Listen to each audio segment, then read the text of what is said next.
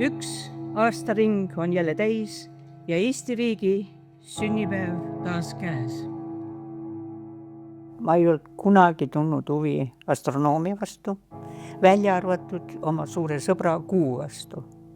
Kui ma olin väike tüdruk, esiteks mul ema rääkis, et ma olin natuke kuutubine. Kui tulid täis kuu, siis ma jalutasin ringi. Aga minule väga meeldis kuuga vestelda ja mina siis temaga ikka vestlesin asju, mida ma temale ainult suutsin rääkida. Mul ei olnud koolis absoluutselt huvi astronoomia vastu, sest ausalt öeldes ma tegelesin kõigiga mõjuga välja arvatud õppimisega. Mulle meeldis suusatada, mulle meeldis tennist mängida ja siis kuidagi 10. klassis ma hakkasin juba mõtlema, et midagi tuleks ju teha. Ja siis juhuslikult Viljandi turul ma kuulasin, kuidas 2 naist omavahel rääkisid, et keegi läks õppima plasmafüüsikat. Te teate, mis on plasmafüüsika? No näete, ka mina ei teadnud. Aga mulle jäi tundus, et see on jube põnev. Ja sellest momendist hakkasin ma füüsikat õppima.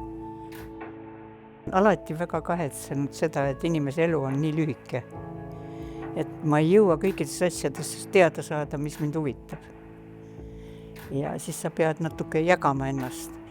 Ma arvan, et mu uudishimu ei ole veel otsa saanud.